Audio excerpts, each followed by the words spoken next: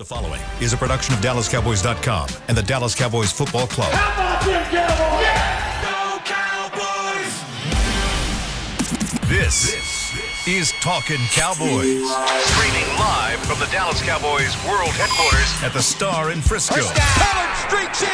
Touchdown. Parsons has sacked it. Prescott keeps it, and he bangs it in for the touchdown. And now your hosts, Isaiah Stanback, Nick Harris, John Machota, and Kyle Yeomans.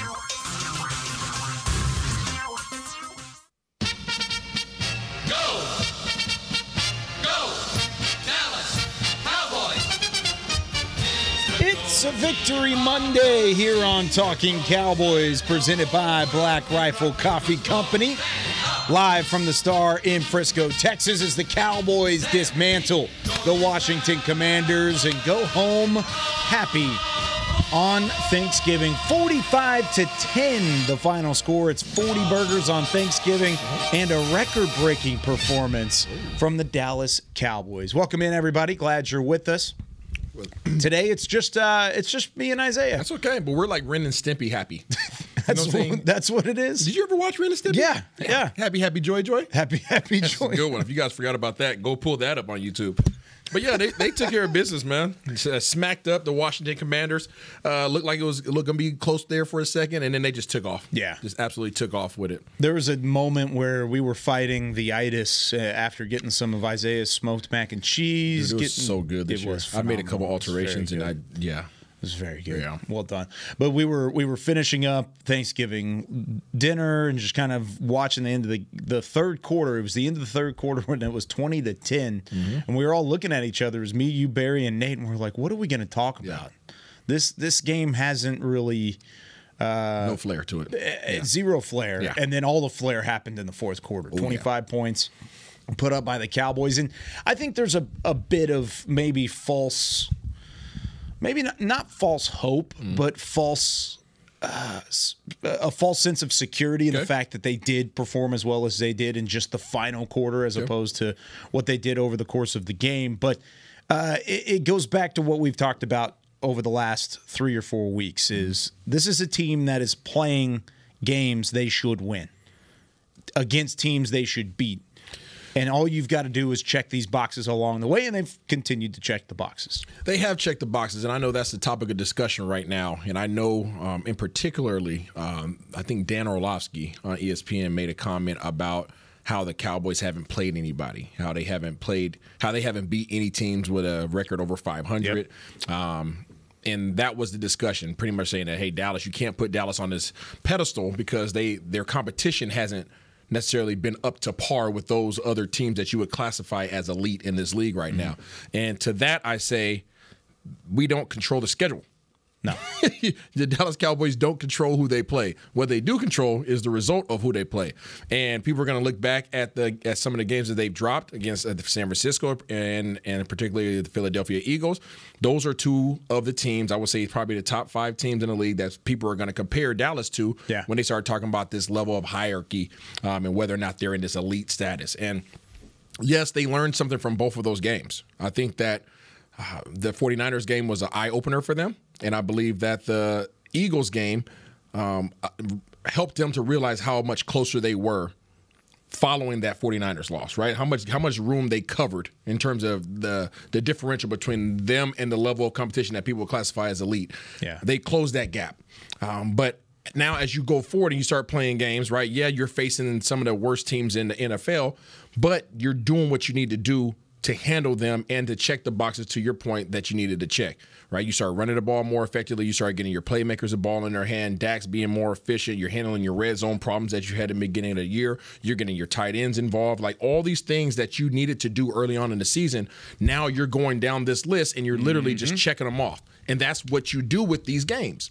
If you can play better teams, you would play better teams. But guess what? This is what it is. This is what's in your lap. How can we improve during this part of our season to help propel us for the second half of the season, which we know will be more difficult? Well, you look at even some of the the boxes that were not checked previously at all. Like you said, tight ends, confidence level in your weapons, your wide receivers, pass protection from a guy like Tony Pollard. Tony Pollard's turned into he has some great blocks. Phenomenal pass protector, which if you're not watching the All-22, and I don't blame you if you're not. I mean, that's just part of it. Sure. If you're not watching the All-22, you might have the general sense of, Tony Pollard's not a good pass Smaller blocker. guy, can block. Yeah, he's a phenomenal pass blocker. He's been fantastic this year, and you got to give credit where credit is due because he's built that element of his game, and he's also become a more physical runner at the same time. So there's ways that this team has evolved. Yes. And yes, they are playing teams below 500. That's just part of it. Can't control it. They've only played 2 teams above 500. Yep. And they've got a chance to beat one this week. Correct. Against Seattle. They've got a chance to maybe make a statement at home, keep the win streak at AT&T Stadium rolling. But you got to take advantage the way that they have against these smaller teams, these below 500 teams, because they're not barely winning these games. Yeah. They are blowing teams out. I mean, this is the 6th or 7th game where they've had 20 points or more in their victory. Yeah. It's incredible what they're doing. This is the NFL. This isn't college. Yeah. This isn't college. The 7th game by 20 points or more in 2023. That's tied with the 1968 Cowboys team for most such games in franchise history. The last team in the NFL to win 7 games by 20 points or more was the 2007 Patriots. You might remember those 2007 Patriots. Pretty good. They were undefeated going into the Super Bowl before losing to the Giants. So it's pretty impressive what they're doing. Yeah, I just don't really – I mean, again, I don't really care to really address it too much, but I don't know what people's expectations are of the Cowboys right now. If you're handling your opponents like this, if the first part of your season is when you face the better teams, and you have obviously got smacked in the mouth, okay, there's no ifs, ands, or buts about that. You got smacked in the mouth, and then you close that gap, and you lost a tight game to your divisional woes. Now you know where you're at. And now you take those things, you take those life lessons from those games, you go back, you critique those things, you address all the areas that you needed to improve upon, and now all of a sudden you've improved even more. You're not giving up sacks, right? You're not turning the ball over. You're all your playmakers that you need to make plays are starting to make plays. You're getting involvement. Guys are the offensive coordinator / head coach, whatever you want to call him. All right, he has figured out his groove in this offense.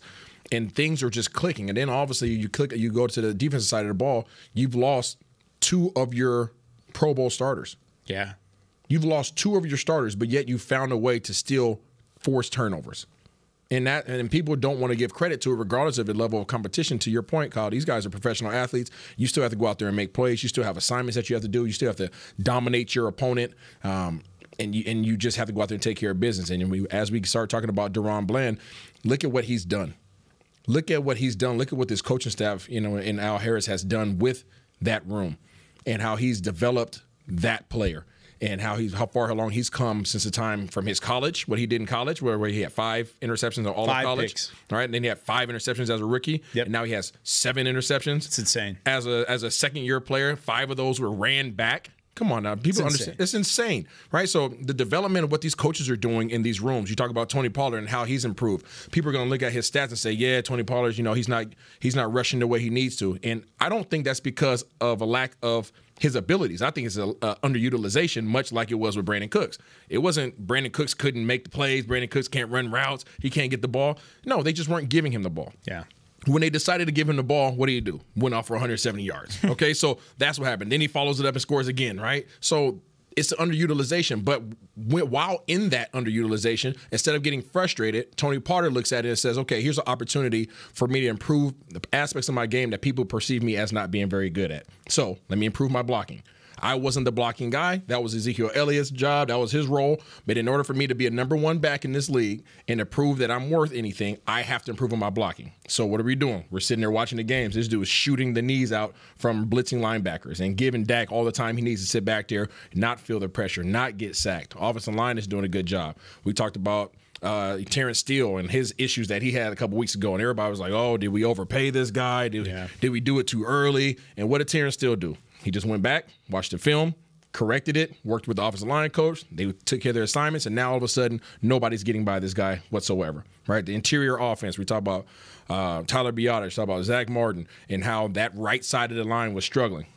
Hadn't seen anything since then, right? Yeah. Those guys, last time I checked, Washington still has them Bama boys on the inside, and them Bama boys didn't have any pressure. So everything that you can control outside of your schedule, you are controlling, and they're getting better. And I'm looking forward to them starting to face tougher competition through the rest of the season. Yeah, you mentioned the offensive line and Tony Pollard. We'll talk about that in the second segment, but we got to talk about DaRon Bland. Oh, let's talk about DB. What he's done. I mean, you could hear the excitement from Jim Nance in the call. I mean, NFL history is one thing.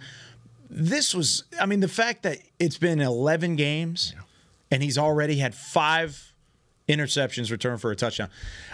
My wife asked me about it the other day. She was like, so there's never been a player in NFL history that's had 5 pick sixes in a season. She was like, I feel like that should be off. That should be wrong. And I was like, well, if you think about it, if you have 5 interceptions, you're among the league leaders in interceptions. Yeah. If you have 5 picks in a year, that's an incredible year. Picks. Yep. If you return any more than 1 back, that's a good year. Yep. If you have 2 or 3 pick sixes, that's a phenomenal year. Nobody, I mean, only like what was it? 4 guys now 5 guys have had 4 pick sixes in a season, and there's only one that has 5. And what DaRon Bland's doing, and he hasn't been perfect. He's had his lumps. Yeah. That's part of the nature of the cornerback position. Absolutely. But he is such a weapon. Yeah. Whenever you have somebody who can take it back to the house, and you could tell whenever he picked that ball off, he wasn't going to be denied. He was not going to be taken to the ground. He shook out Sam Howell, then he splits in between Brian Robinson and I can't remember who the other Washington commander was. Split right through those 2 guys. I don't know how he made that happen. It was a phenomenal move. But people are trying to write that off because of the level of competition that Dallas has faced, right? He's just getting gimmies, right? Okay. This dude has had an interception in over 40% of his games. That's insane. Over 40% of his 28 games, this dude has a pick. If the weighted average, which is absolutely insane. So you start talking about dominant cornerbacks in this league. You start talking about defensive players of the year. I don't care how small of a name he may have been. I don't care where he was drafted at. Yep. This dude is at the top of the league in terms of defenders, regardless of the position. This dude is up for Defensive Player of the Year. He has to be in that conversation. They need to put some respect on it. If they don't want to put respect on it, he's going to keep making them pay until they do. From the 308, this is Champ from the 308. He said, new nickname for DaRon Bland. He said, Mr. Steal Your Ball. Mr. Steal Your Ball. It's crazy, man. The next man up is such a cliche in this league. And it's not even just this league, right? You go all the way down to Little League, right? All coaches say it, next man up, next man up. But this dude takes it to heart. Last year, this dude was the 4th cornerback on this roster. Yeah. Depth chart-wise. And then what happens? Jay Lou goes down. What does he do? Steps into the fold as a rookie, right? After not playing, the first 10 games? Something like that? Is that what it was? And not playing the first 10 games, steps in and pick. 5 picks on the year. And now he comes back. He's the what? Again, Jay Lou comes back. He's now, again, the fourth defensive pack on his roster. This time, Trayvon Diggs goes down. So he says, don't worry about it. I know I normally play the slot, but I got you guys. I'm going to bump outside. I'll help out. Not any of the other guys. We're not talking about Nashawn Wright. Not talking about Israel Mukuamu. We're not talking about Eric Scott Jr. None of these other guys. We're talking about somebody who plays the nickelback, bumps outside, and does what he's doing this year against anybody who steps out against him. I don't care who lines up across from this guy. This dude is taking care of business, and they're paying for it, man. And I just love to see it. And you talk about somebody who deserves it, who's humble, who just works and puts in his time and puts in his effort. We watch him at training camp, and all he does is just sit in the hip pocket of Al Harris and Trayvon Diggs and just get wisdom all day long. And then he just goes out there and applies it, man. And that he is the definition of a professional, even in this second year of his career. It's incredible what he's doing, and I think the conversation now shifts to should he be in the Defensive Player of the Year conversation. We talked about it a little bit last week. I think now he's squarely in that conversation. Yeah. First defensive player to score, or first non-offensive player to score 5 touchdowns in a season since J.J. Watt in 2014. If you go back to 2014 and you remember what J.J. Watt was doing, he was second in MVP voting behind Aaron Rodgers, who won the MVP. He was ahead of DeMarco Murray in that season, and you remember the type of season that DeMarco Murray had, where he had 1,800 rushing yards and 13 rushing touchdowns. But J.J. Watt was second. He had a 26% share of the votes behind Aaron Rodgers in the MVP voting. Of course, he did win Defensive Player of the Year. And I get Myles Garrett and what Myles Garrett is doing with Cleveland right now, and the sacks are there, and there's a legitimate conversation for what Myles Garrett has done. But the sacks happen. Unless you're getting close to breaking NFL sack records, I don't think you can really compare the two. And especially with 11 games left, if DaRon Bland continues on this pace that he's on, he could have 6 or 7 pick sixes. Can I ask you a question, Kyle? Of course. At this point in the season, would you consider CeeDee Lamb an all-pro? Yeah, actually. I totally would. How many touchdowns does CeeDee Lamb have? 6. Or does he have 5? He has 5. Wow. Yeah. So just so people out there understand what I'm getting at, CeeDee Lamb has 74 receptions, 1,000 yards, 1,013 yards to be exact, and 5 receiving touchdowns. DaRon Bland has 5 receiving touchdowns. Those were his stats going into the game. I'm sorry, he has 6. My apologies. He has 6 touchdowns now, but he has 1,066. Same thing, though. Okay. I mean, so he's your second leading yeah, receiving. He's not a receiver, but he's received these touchdowns because he's intercepted them out the air from opposing quarterbacks. People have to just understand how difficult this is. You don't just fall into position. I hope people go back and watch. Was it last week or was it the week before we did DaRon Bland breakdown on Film Room, right? Last week. Was it last week? Yeah. Okay, go back and go to the Cowboys YouTube page and look up Film Room. And it was last week where we broke down how DaRon Bland is making these plays. This is not – he's fell into one interception. One interception has fell into his lap. Yeah. That was his first interception. In week 1, that was against when the Giants, Trayvon laid the wood on Saquon Barkley. The ball popped up while they were in cover 2 zone and literally fell into right place, right time. Johnny on the spot, playing in his zone. The ball fell in his lap. He ran it back for a touchdown. Outside of that, people have tried him and they've paid dearly. Yeah. So 4 of those 7, sorry, let me run that back. 6 of those 7 interceptions, he worked for them. Yeah. He broke on the ball. He made a heck of a play. He jumped up and grabbed one. I think that was a toss-up that people can kind of say, oh, that one kind of fell in his lap. All right. He went at high point of that. So take away 2 interceptions if you want to. All right. He still has 5. All right. He still has 5 if you want to discredit him for the other 2 plays that kind of fell his way. This dude is working his butt off. This dude is an absolute beast. And if you haven't watched the video yet, his closing speed is what's really allowing him to make these plays. It's almost like baiting somebody. But I don't know if he's intentionally baiting them or if they just see that there's space between the defensive back, him, and the receiver, and they're like, oh, I can get the ball there. And DaRon Bland is like, not so fast, my friend. And he just closes what appears to be a 2-yard differential between the receiver at the top of their route and where he's at, and he closes that gap. And not only is he closing that gap in the 2-yard gaps, he's closing it 3 yards by stepping in front of the receiver, intercepting it, and running it back. I mean, his closing speed is absolutely insane. Man, if eligible, DaRon Bland would be currently tied for 14th in the league for receiving touchdowns. The only players with more receiving touchdowns, and it's a list. I mean, it's a longer list. There are 13 names above him. It's all good. But it's a list that's pretty impressive. So you're talking about those guys that get paid to receive the ball. That catch the football for money in the NFL. Okay. Tyreek Hill, Cortland Sutton, Keenan Allen, Stephon Diggs, Mike Evans, Jordan Addison, Romeo Doubs, CeeDee Lamb, A.J. Brown, DJ Moore, Jamar Chase, Tank Dell, and Mark Andrews.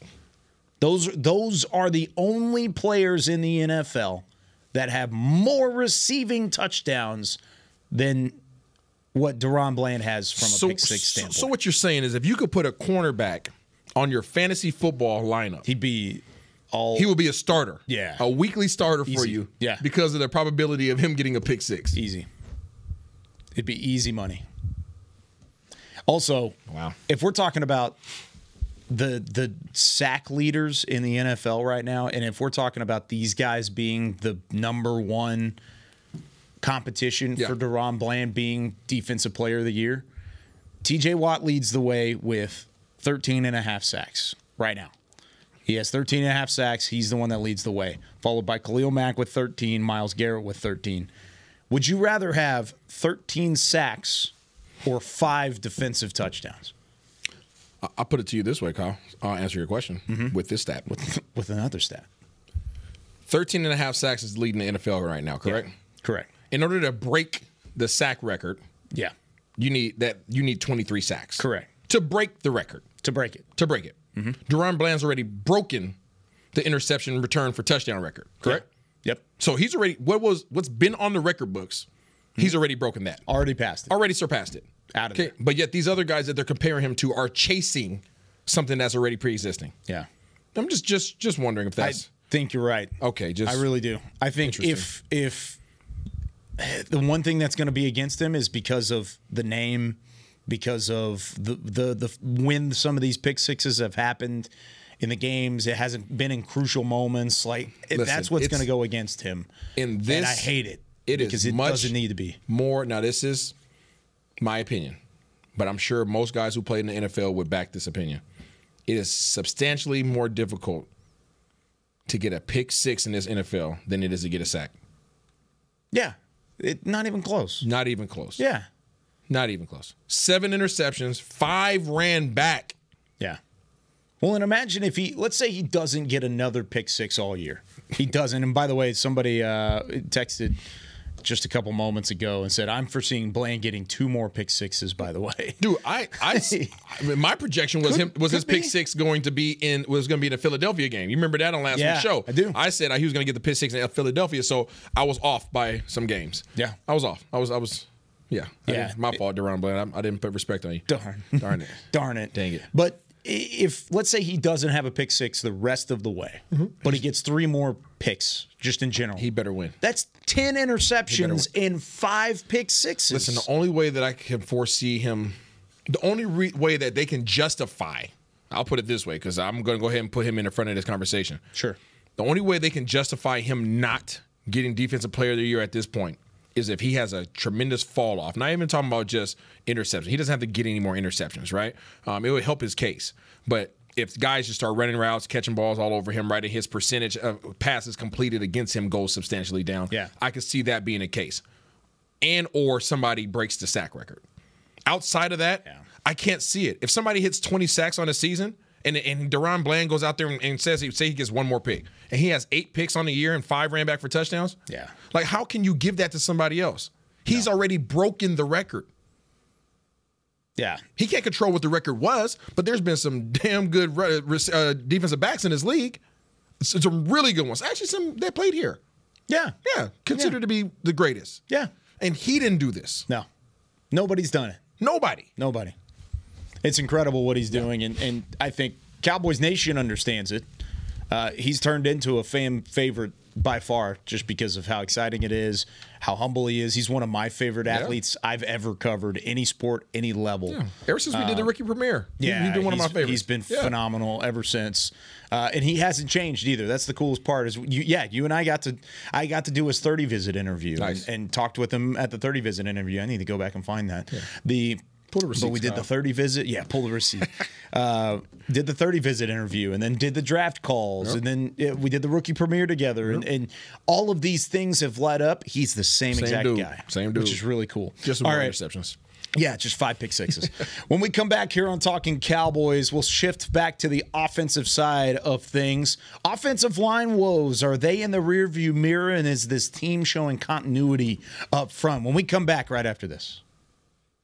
Todd thought it would be secure to jog in the cheetah savanna. Todd believed the big cat repellent he bought online was reliable. And now, Todd is trying to be faster than this cheetah that can run 80 miles per hour. But the good news is, Todd has AT&T 5G that is fast, reliable, and secure. And he learned the best thing to do is stop running and toss her the backpack with the beef stew. AT&T 5G. Fast, reliable, secure. It's not complicated. 5G requires compatible plan and device. 5G may not be available in your area. See att.com/5G for you for details. Black Rifle Coffee Company serves premium coffee to people who love America. When you drink Black Rifle coffee, you are directly supporting veterans, law enforcement, and first responders in your community. Black Rifle's expert roasters love coffee almost as much as Texas loves football, so it makes sense that America's Coffee partnered with America's team.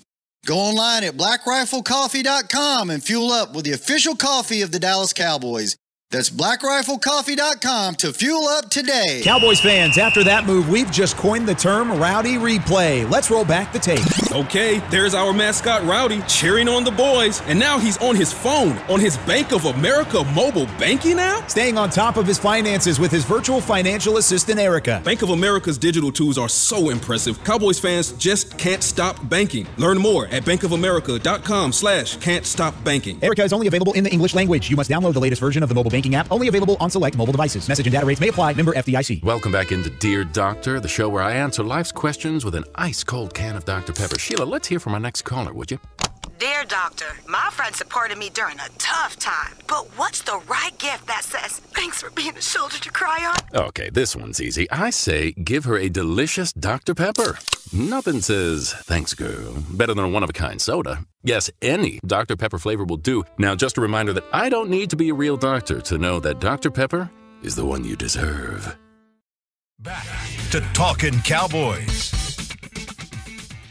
Back here on Talking Cowboys, this portion of the show is brought to you by Quaker Oats, a super trusted superfood. Quaker Oats, the official oatmeal sponsor of the Dallas Cowboys. Big week for Isaiah Standback. Let's go. Big week.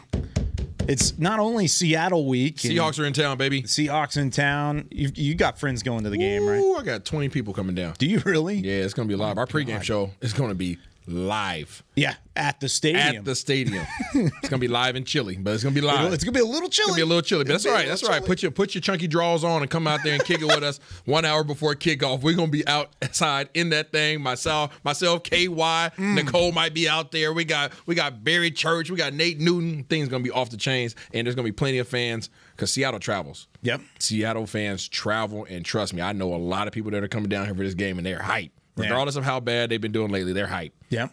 6 p.m. Central Time, right there at AT&T Stadium. We are on the AT&T East Plaza is where we'll be. Can't wait. I love being out at the stadium. We'll be there for this game and then Detroit later in the year because Jimmy Johnson's going into the Ring of Honor. Oh, I heard about that. I don't know if we'll be outside for Detroit. We're going to try and get on the field for that one. And the reason being, we're going to just have an extra chair and then bring across a lot of Nate's teammates. I like it. That'd be dope. Former teammates, kind of bring them in. You know why else is a good week, though? Why is that? Them Washington Huskies are playing in the Pac-12 Championship. That's what I was initially alluding to. It's okay. I know. It's a big week for Seattle. Can they beat Oregon? Can they beat Oregon? You mean again? Exactly. Oh, yeah. We can handle them again. You think so? We already took care of them. Bo Nick's playing pretty good football. Yeah, I mean, 37 years old. I hope so. They squeezed past Washington State. That was a tight game. It's a rivalry game, man. It was a rivalry game. All bets are off on rivalry games. Throw out the records. Yeah, throw out the records. They got it done. They got it done. And they gave their kicker a scholarship. That was cool. That was pretty awesome. That was very cool. From the 845, Isaiah is a really great listen, spot on with his opinions. Love how he gets the point across. I agree. Appreciate you. I agree with that one. From the 910, just wanted to text and say congrats to the Kyle Yeomans. Yeah. And for those who might not know what that is. They don't follow you on social? Well, if not everybody does. Not everybody does. If you don't, at Kyle_Yeomans. My wife and I announced that I am now entering fatherhood. So there you go. I'm going to be a dad coming up this year. Give me the baby. Can't wait. I know you can. It'll be a lot of fun. That's awesome. Uncle Zay's here. Really excited. And congratulations to Caden Gates, who's one of our lead producers here with the Dallas Cowboys. Caden got married yesterday. I wonder why he's not at work today. He's definitely not at work today. There is no way he's No way. So he got married yesterday. That was a lot of fun. But yeah, lots going on across the Star. It's a big week. There's a lot going on up front for the Cowboys, too. Okay, let's talk about it. Not only is Dak Prescott still playing very good football and still throwing the rock around with a high efficiency rate, but we've gotten to see this offensive line continue to work in the right direction, continue to go moving in the right direction, because there were times early in the year, and I know this show has certainly talked about it, that we that we were worried about what the offensive line has been doing. Do you feel like that those worries are now in the rearview mirror for good? I would like to say so, but they're going to be tested. I mean, some of these defensive lines that they have coming up are going to be difficult, starting with Seattle. Seattle has some dogs up front. Obviously, Big Leonard Williams is back over there. They can't run away from him. He just picked a new home. Then, you think about Philadelphia is going to pop back up on the schedule. You'll see Washington again on the schedule. You took care of them handily, but they still have guys you have to respect.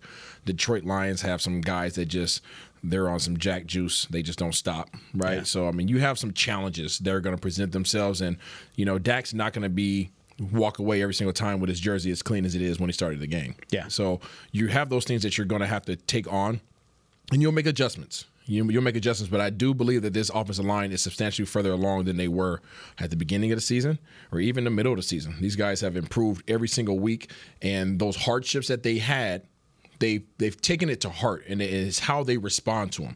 People have unrealistic expectations of teams, of players, of coaches to think that you're not going to have pitfalls, you're not going to have hurdles that you have to overcome. What you need to be paying attention to is when those things present themselves, how does your team, player, coach respond and adjust to those different situations? Are there going to be reoccurring issues, right? There's one reoccurring issue on this team that has not been addressed, and that is the penalties. Outside of that, everybody has improved on everything. Rush defense, improve, right? Turnover margin, improve. Protection, improve. Dak's accuracy, improved. All these things have improved. Playmakers getting the ball, offense running the ball. All these things have improved. The only thing that hasn't improved is just the penalties. And it's been overlooked because of how bad you're beating these teams, but they're going to rear their ugly head in closer, more competitive games. But people need to just look at it and say, how is my team responding to this one issue that they're having or these multiple issues? Are we advancing and gaining ground, or are we staying kind of in the same rut? Yeah. And I think when you look at the Cowboys as a snapshot, you have to admit they have improved in absolutely everything except that one category.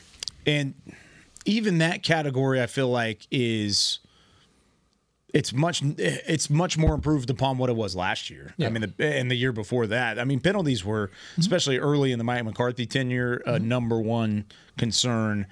I don't know if it's number one concern anymore. And yes, there's ways that you can improve upon that as the season goes on. I think you're right, though.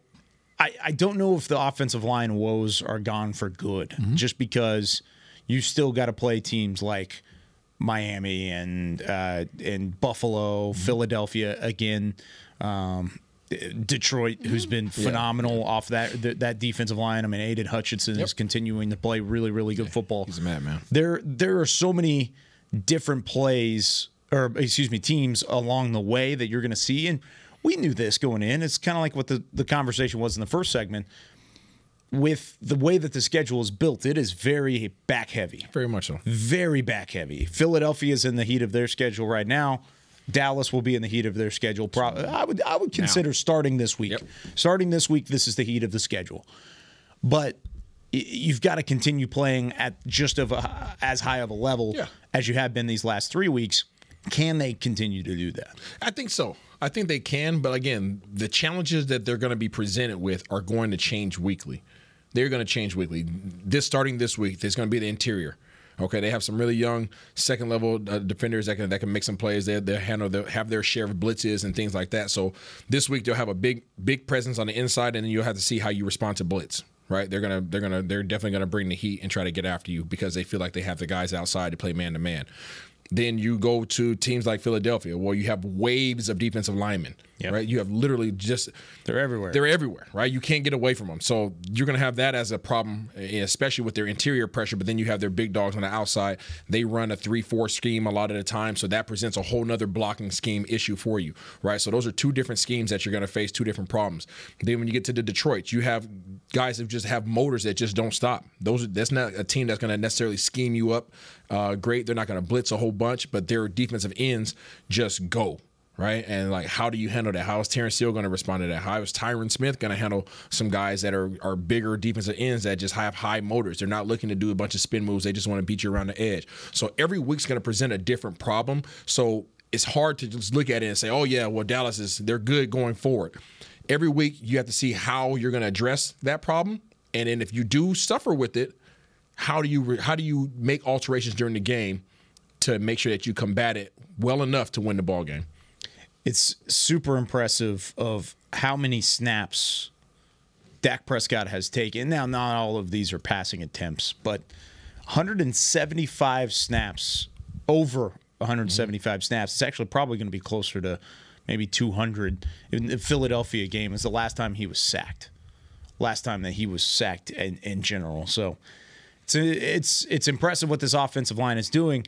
You mentioned Terrence Steele in the last segment. What have you seen from him over these last few weeks as he's continued to move in the right direction? I think he's honed in on his technique. Yeah. I think that for whatever was going on in his head, he was feeling as if he had to chase defenders, and it was getting him out of position. He was going, the guys were lining up in really wide techniques, whether it be 9 shades or even further outside than that, to where he feels like, he's sitting in his stance and he's with his right leg back and he's looking outside, and they're so wide that he was starting to turn his body laterally or parallel to the line of scrimmage, and it wasn't working out for him because it was creating a short edge and his feet got bad and guys were just beating him around the corner or crossing back across his face. Now I think he's doing a much better job of sitting inside and really trusting his technique, right? Whether that's him having more confidence in his knee or whether that's just him getting coached up to rest assured in his technique. Either way, it's helping him out, and guys are not beating him anymore. He's recognizing that guys have to come through me to get to my QB. There are a couple different things I think on the text line right now that I'm looking through at the moment. Number one, Maurice in Tacoma, Washington says, Kyle, I'm going to need you to put a little more respect on 2 things. Number one, go Dogs. Yes, sir. I had to throw that one out there. Yeah, let's go. I'm trying to get the back half of this. You might be able to help me with this. It's just all broken up into multiple text messages.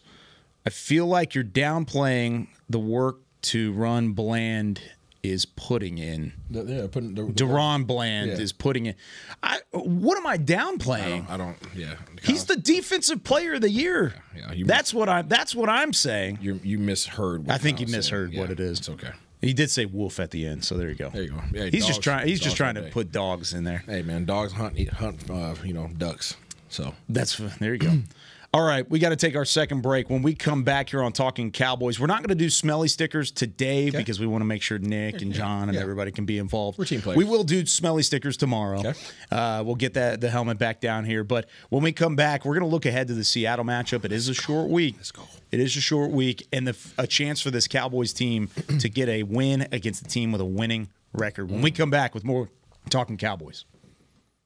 They say champions are remembered, but legends are never forgotten. United Ag & Turf offers a winning lineup of John Deere equipment built to tackle any challenge on and off the field. Legendary John Deere tractors, combines, residential mowers, commercial mowers, compact construction equipment, Gator utility vehicles, and a full line of golf and sports turf equipment. United Ag & Turf, the official Ag & Turf equipment supplier of the Dallas Cowboys. Visit UnitedAgAndTurf.com to find a location near you. Are you ready to take coffee off your grocery list forever? Black Rifle Coffee Club is here to help. As a coffee club member, you'll get your favorite coffees roasted, packaged, and shipped to your door free of charge on your preferred schedule. Set it, forget it, and never run low on coffee again. Members also get exclusive deals on coffee, products, and discounts from partner brands. Ease your mind and let Black Rifle worry about your coffee supply. Go to blackriflecoffee.com to join the coffee club today. It's the official men's skincare brand of the Dallas Cowboys, Jack Black. And right now, Cowboys fans can get 15% off their $75 order. Plus, because every deal needs a playmaker, your order will include a free 5-piece skincare set and free shipping. The Jack Black Playmaker is 4 of Jack's favorites and a full-sized intense therapy lip balm. Make a play for the playmaker at getjackblack.com/Cowboys with the code CowboysVIP. That's getjackblack.com/Cowboys with the code CowboysVIP. Todd thought it would be secure to jog in the cheetah savanna. Todd believed the big cat repellent he bought online was reliable. And now, Todd is trying to be faster than this cheetah that can run 80 miles per hour. But the good news is, Todd has AT&T 5G that is fast, reliable, and secure. And he learned the best thing to do is stop running and toss her the backpack with the beef stew. AT&T 5G. Fast, reliable, secure. It's not complicated. 5G requires compatible plan and device. 5G may not be available in your area. See att.com/5G for you for details. Back to Talkin Cowboys. Back here on Talking Cowboys, presented by Black Rifle Coffee Company. This segment of the show is brought to you by Invisalign, the official smile of the Dallas Cowboys. Mario in South Texas says, here's just a little nugget. A couple of Cowboys streaks ended on Thursday, and I saw this happening right at the end of the game. Cowboys had not allowed a 300-yard passer, a 100-yard receiver, or a 100-yard rusher. They did not allow a 100-yard rusher, but Curtis Samuel had 100 yards even, and Sam Howell had 300 yards even. And so both of those streaks ended for the Cowboys. They were the only team in the NFL that did not allow any of those three things: a 300-yard passer, 100-yard rusher, and a 100-yard receiver. I think we're okay. You think we're okay? I think they're okay. I think they beat them 45-10. Is that what happened? That's what happened. Wow. Yeah. All right. Going into Seattle, where do you feel like this team has the biggest advantage over the Seahawks? I don't think Seattle's offense is clicking right now. So I think that Dan Quinn, against his former team, has an advantage in that regard.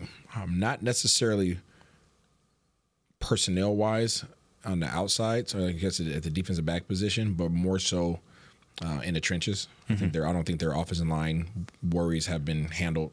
And down in Seattle has been downplaying their necessity for spending money at the offensive line position for years, ever since the Super Bowl times. They went back to back when they were at the top of the league in terms of money being allocated to offensive linemen. Now they're near the bottom still, and they're still struggling. Luckily, they have an athletic quarterback who gets them out of trouble, but they haven't had the time to get their playmakers the ball. And they have a ton of playmakers offensively. You talk about the receiver position. You got Tyler Lockett, DK Metcalf, Jackson Smith, and Jigba. I mean, they got a ton of speed, ton of weapons. Everybody knows about it. But you look at those guys' stats this year, and they're very underwhelming. Yeah, I mean, they're coming off of back-to-back losses. Yep. Los Angeles Rams in Week 11. Week 12, it was San Francisco 31-13. Their last win was against Washington 29-26. Most of their wins have been tightly contested wins. They beat the Browns 24-10. That's a pretty good win. Beat the Cardinals by 10. New York earlier in the year. They beat Carolina by 10. Beat Detroit by 6. That's a big win too. So they've had big wins, but they've also lost to the Rams twice. They lost to the Bengals. They lost to the Ravens. And they've got a pretty tough schedule coming up too. How about these 4 games for the Seattle Seahawks?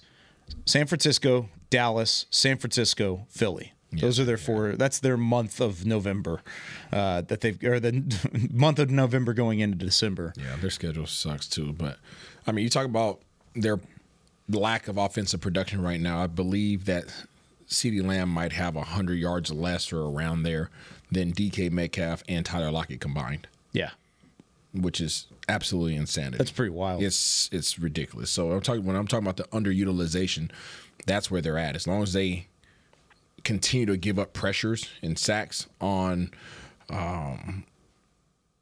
Geno, then they're going to continue to struggle. But if you don't get home, let's not be fooled. They have the guys that can make plays. There's nothing wrong with Tyler Smith. Not Tyler Smith, but nothing wrong with Tyler Lockett. Yeah. DK Metcalf, whatever issues he was having, he's over those. So these guys can make you pay. But you just have to make sure and utilize your strength, and that's your defensive line, and make sure you get home, put pressure on Geno, because he'll give you some opportunities. That's the number one thing, right? Yeah, that's the number one thing is you got to continue to put pressure on Geno Smith. Dallas has done a good job of putting pressure on opposing quarterbacks. Absolutely. They have all year long, though. We kind of expected that as the case. We'll talk more about this whenever we go into QB vision and we're looking at what this defense brings to the table. But do they still has their secondary continued to be one of the better secondaries in football? Because they've got some young pieces. Devin Witherspoon on the outside, Reek Woolen, who was one of the emerging rookies last year in the secondary. Have they still been playing well enough down the stretch? I think so. I mean, I think they've had a handful of injuries, but overall, they're dangerous in that regard. You have to be accurate. You can't give them any chances. They have ball hawks out there. So I think as long as Dak continues to be responsible with the ball. I don't feel like he's going to give them an opportunity to have any opportunities there. But they're a momentum team. They're an energy bus. And, I had the opportunity of playing there for a year, and Coach Carroll is all about energy. And if you give them hope and give them an opportunity to be in a ball game, things can turn on its head really quickly, because it's just taking, like I've mentioned for years on this podcast, just because you're a professional athlete, you still run off of confidence. Yeah. And if those guys have confidence, they can get very productive very quickly. So you just have to remind them that you're the more dominant team and show them that frequently, and then you won't allow for them to get their mojo going. Got to get the job done at home too. I mean, absolutely. The way that they've been winning games at home has been so impressive, because again, it goes back to what we talked about earlier. It's not just home wins; it's just destroying teams at home. 13 consecutive wins at AT&T Stadium, longest active home win streak in the NFL, and longest winning streak by a Cowboys team since 1979 through 1981, when they won 18 straight. So. Not only are they winning, but they're outscoring their opponents at home 205-60. Yeah, they're winning that big time. So keep it rolling, and we'll keep it rolling throughout the week here on Talkin Cowboys. We should have Nick Harris back tomorrow. We'll also have John Machota as well. We'll have the whole crew. We'll do some smelly stickers tomorrow, and then start looking ahead to Seattle on Thursday Night Football. It's another short week ahead of time, and we're glad you're with us and glad you're celebrating with us here on a Victory Monday. That does it for us today. For Chris Beam in the back, Isaiah Stanback, I'm Kyle Yeoman saying so long from the Star in Frisco. We'll see you tomorrow with more Talkin Cowboys. This has been a production of DallasCowboys.com and the Dallas Cowboys Football Club.